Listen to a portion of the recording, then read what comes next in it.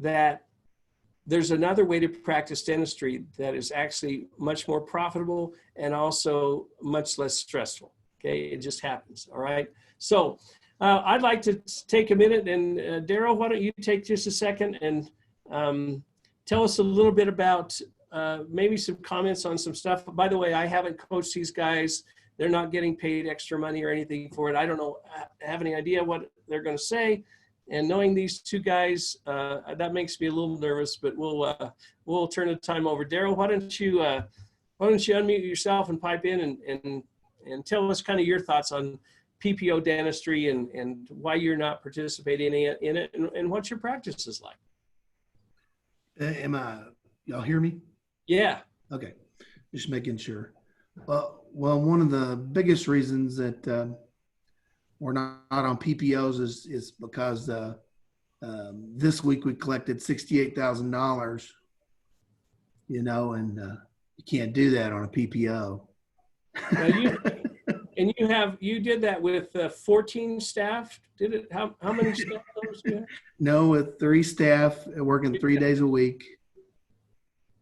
And after this stock market crash, and after the COVID-19, and after being shut down for 2 months or so, if you're on a PPO, then you can't accomplish those types of things, and you're kind of a slave to what you kind of feed. And if you feed that, like Chris said, you feed the insurance monster, then you don't have the ability to be able to do things like we did this week. And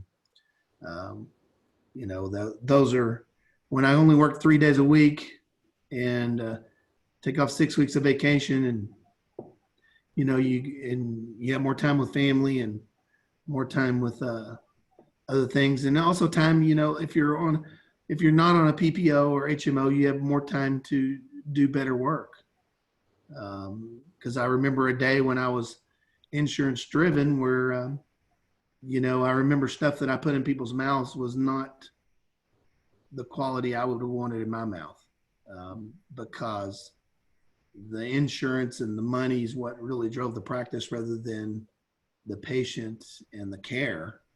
And once you get caught up into the PPO insurance monster, it just kind of forces you towards that type of a practice. And so the best thing I ever did, was going to your front desk goddess meeting that time with my staff and hearing about how you can have a practice that I do have today, that I'm able to survive.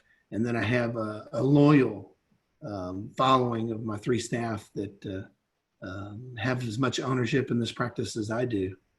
And so when you're able to do those kind of things and not driven by the insurance monster and those type of patients that drive you up a wall that are usually on those, you get more compliments.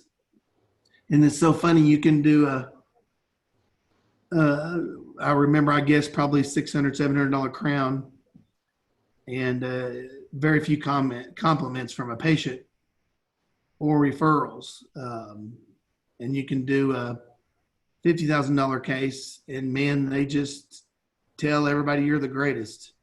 And you just don't get that when people are so insurance minded, because you don't have the time to foster the relationship that you really want with your patients, with your staff. All you're doing is running. And so joining up in Chris's Brady Group was the best thing, that my practice ever did.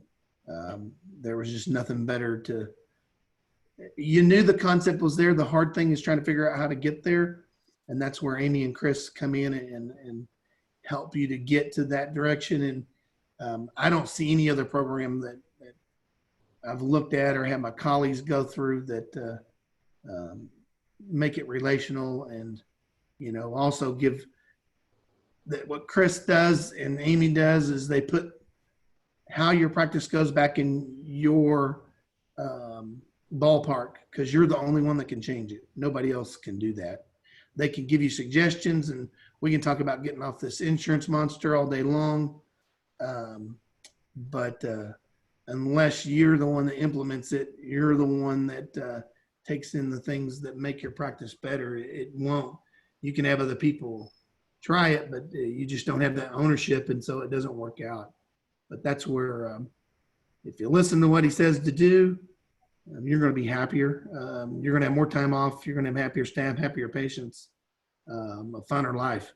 Or you can stay there and pray for the day you want to retire. Going to one of the things that I've really enjoyed about going in Dr. Brady's group was one time he talked about a doctor that said they never wanted to retire. And I remember back when I was insurance minded, I couldn't wait for that day. I was just overworked. My back hurt, my eyes hurt, neck hurt. It just hurt. And all you did was run from one room to another and trying to do more so you can make more, but trying to also keep everybody happy and not upset. And when he talked about, one doctor said they didn't want to retire. And I was like, I'd love to be in that position someday where I thought I didn't want to retire. Well, all I can say is I work 3 days a week. And I hate working Mondays and I hate working Fridays. And I love working right in between. And I never want to retire. I don't want to sell my practice. I don't want to stop dentistry because I love what I do. And so I want to do it until I can't do it anymore. I don't want to look for that pie in the sky selling that and then sitting at home and traveling. What I want to do is I'd like to do what I do and travel, do what I do and vacation. Not stop doing what I do and do those things. And I think that makes a more joyous life.